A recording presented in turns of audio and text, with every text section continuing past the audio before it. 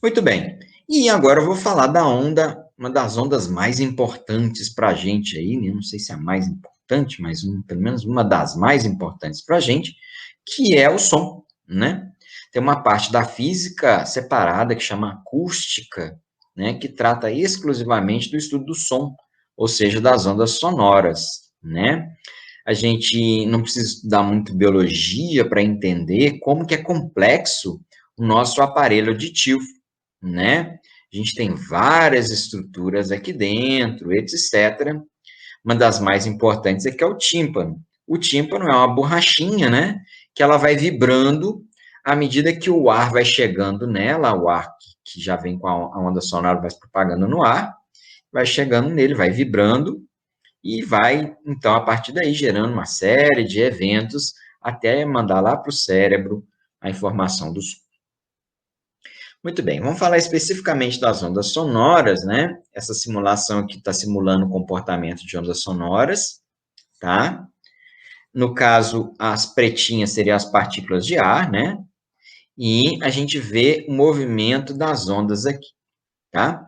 As ondas sonoras, elas são provocadas por variações de pressão no ar, que geram zonas de compressão, que é essas que vocês verem mais escuras, tá? São as zonas de compressão, é onde o ar está mais comprimido do que o normal.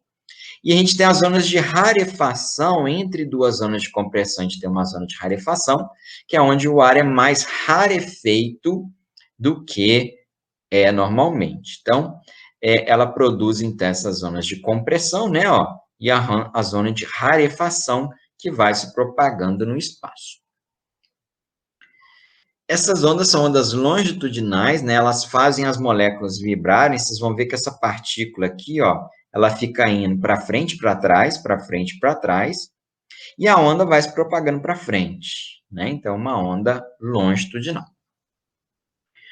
Velocidade do som depende do meio no qual ele se propaga, né? Então, essa tabela aqui vocês vão ver várias meios diferentes, né? A gente tem o ar, por exemplo, que é o mais comum. A gente usa essa velocidade aqui, 340 metros por segundo, a 20 graus Celsius. A velocidade do som também varia com a temperatura, especialmente nos gases, essa variação é bem sentida, né? Então, se a gente vê, por exemplo, no oxigênio a 0 graus é 317, né?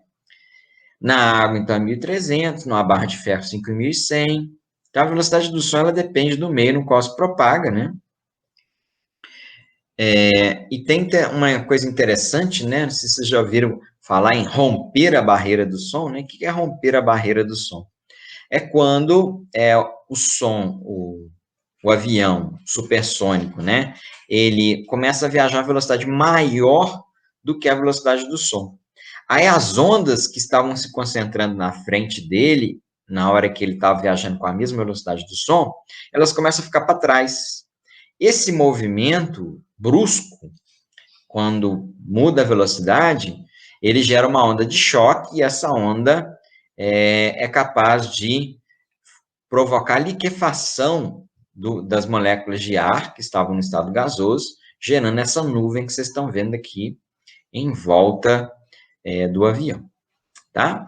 De uma forma geral, para a nossa tabela aí, a gente vai ver que a velocidade do som nos sólidos ela é maior do que nos líquidos e é maior do que nos gases, né? Isso porque nos sólidos as moléculas estão mais próximas umas das outras do que nos líquidos e, consequentemente, nos líquidos mais próximas do que nos gases. Claro que há exceções, né, gente?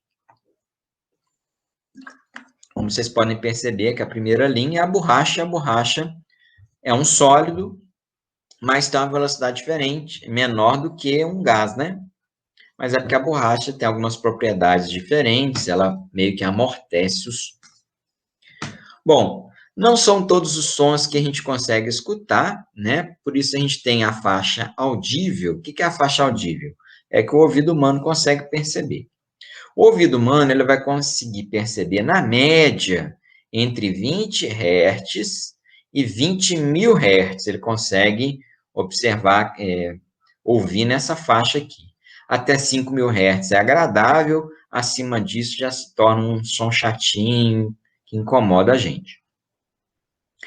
Acima dos 20 mil Hz, a gente tem os ultrassons e abaixo a gente tem os infrassons.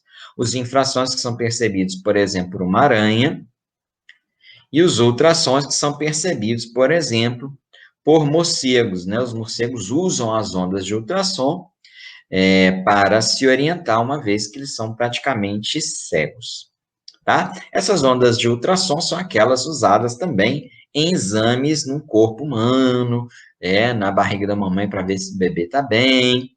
São ondas ultrassônicas, são ondas sonoras de frequência acima dos 20 mil Hz, que conseguem ser mais bem direcionadas do que um som normal, tipo um laser, por exemplo, né?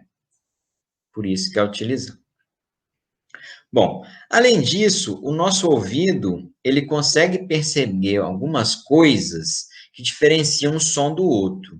São as chamadas qualidades fisiológicas do som. Tá? Fisiológica é porque tem a ver com o nosso corpo, né, pessoal? Então, produz sensações diferentes no nosso ouvido. A gente tem a altura ou tom, né, de graves e agudos, a intensidade do som forte e do som fraco, e o timbre de fontes diferentes, tá? Então, a gente tem aí 3 características fisiológicas do som, produzidas nas suas ondas, que vão gerar aqui no ouvido e lá no cérebro informações diferentes. Vamos falar um pouquinho sobre cada uma delas. Primeiramente, a altura ou tom, que é a mesma coisa, tá, gente? Que é a distinção entre sons graves, que são chamados de sons baixos, altura menor, de sons agudos, que são sons altos, de altura maior. Isso tem a ver com a frequência da onda. Então, uma onda sonora de baixa frequência vai ser um som grave, tá? Então, o rugido de um leão, por exemplo, é um som grave, tem baixa frequência. E a frequência alta é um som agudo, é um tom alto, tá? Um tom baixo, um tom alto, né? O miado de um gato já é um som mais agudo, né?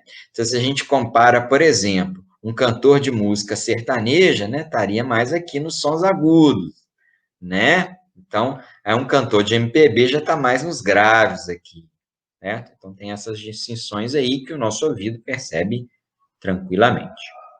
Não confundir a altura do som, que está relacionada a graves e agudos, com intensidade, que está relacionada ao volume, né? Quando você aumenta o volume do seu som, do seu celular, né?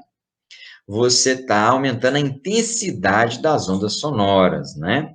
A intensidade que permite o nosso ouvido distinguir sons fortes de sons fracos. E tem a ver com a amplitude da onda e com a energia que ela transporta.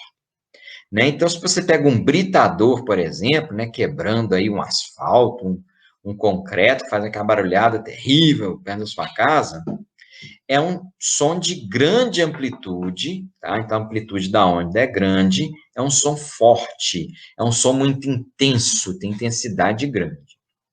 Agora, um som mais baixinho, uma musiquinha suave, né? Não é um rock and roll, um toque de uma flauta, né, um som agradável, é aquele som fraquinho, né, de menor intensidade, de uma amplitude menorzinha. Ok? Essa intensidade é muito discutida na sociedade em termos de nível sonoro, tá?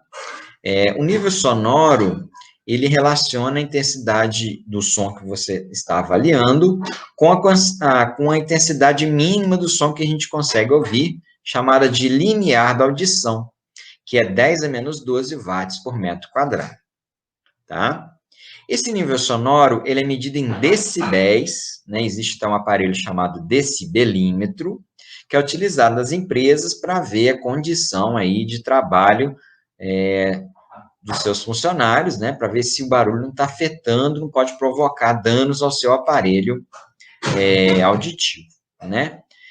Até a faixa de 90 decibéis não provoca dano, mas acima disso, a exposição frequente a sons acima de 90 decibéis ela provoca perda auditiva ao longo dos anos, tá? Então, igual o martelo pneumático lá, o britador, né, um show de rock aí, né, um decolar de um avião, então são sons perigosos, né, que a gente tem que evitar.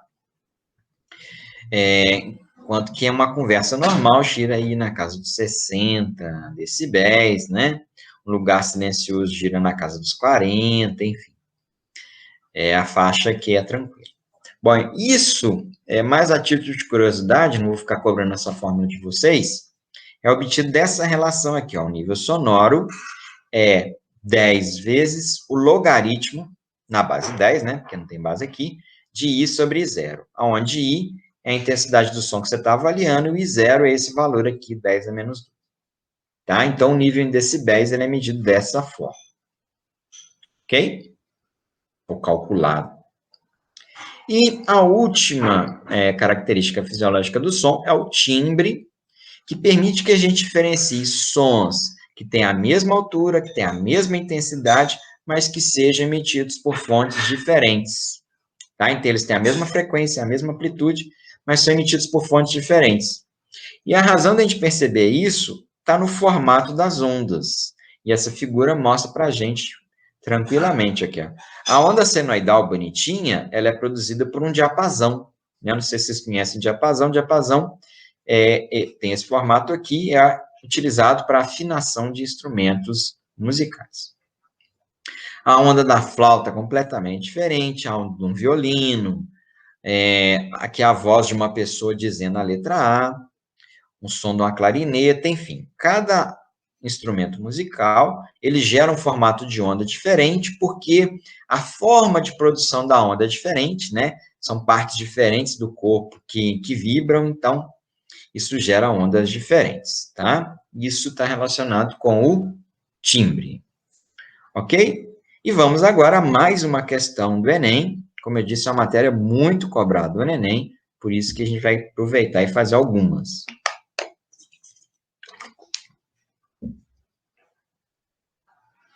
Bom, vou ao que interessa aqui no caso, tá? Cada nota musical associada a uma frequência, tá? O que distingue uma nota musical da outra é a frequência, por exemplo, então a nota Dó é uma frequência de 261,63, enquanto a nota Sol é 392 e o Lá padrão é 440 Hz, tá?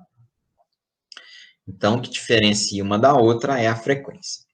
E aí, na verdade, ele está até falando, né? Eu acho que nem precisava perguntar, né, galera? Olha, né? Tá associada, cada nota musical associada a uma frequência. A resposta está no texto, né? É o que eu falo, que tem questão do Enem que não tem como errar, né? Então, no contexto apresentado, a propriedade física das ondas permite a distinção entre as notas é frequência, está escrito lá no texto, né? Então, não tem muito o que distinguir. A gente está falando de altura ou tom, né? Permite distinguir som grave de agudo, né? E é justamente associado à frequência, né? Como ele disse lá no texto, lá, né? Cada nota musical, uma frequência e tal.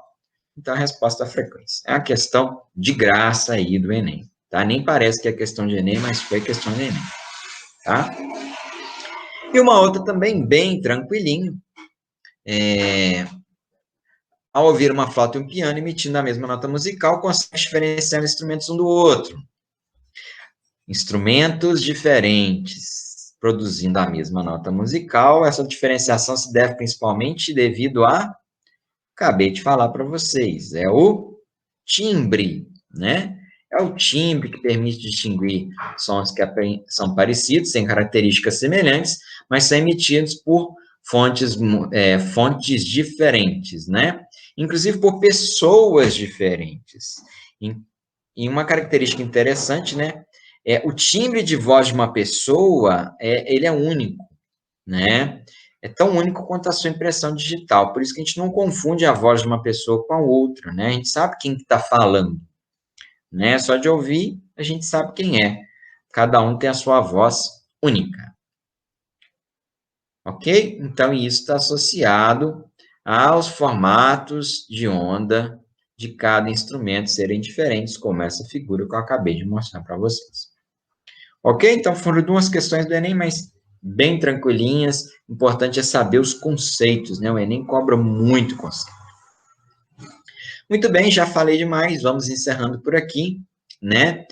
Não deixem de consultar o livro de vocês, das páginas 196 a 200 e 218 a 225. Ok? Um grande abraço para vocês, fiquem com Deus e até a nossa próxima aula.